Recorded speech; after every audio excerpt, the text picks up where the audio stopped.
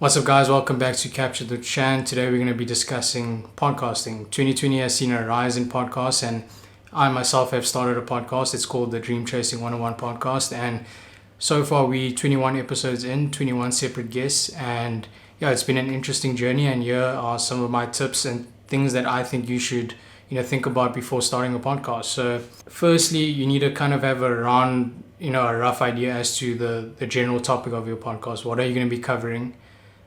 Just so that you kind of give yourself a bit of headroom, so that you can picture where this podcast is going in the future.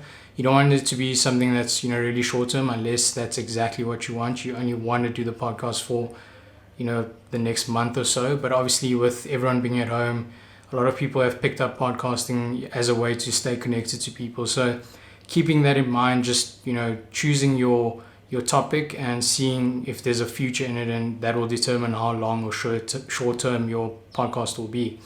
Secondly is the format of the podcast. So are you going to be talking amongst yourself? Are you going to have a guest on? Do you have a co-host?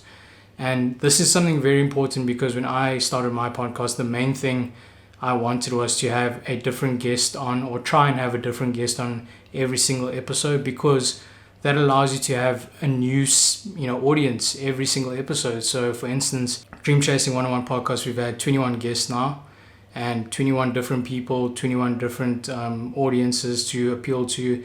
And the idea is with that is, and then again, it also comes back to the topic of your podcast. So for me, it was more just, let's try and pick up people along the way and try and educate as many people as we can. And lastly, I think this is one of the biggest ones, is just being consistent. So once you've now thought about your topic and the way you're going to host it, is how consistent you want it to be. So a podcast is kind of, for me, I feel like it's almost like a audio documentary, and that's the way I've taken Dream Chasing 101 podcast, is to tell a story.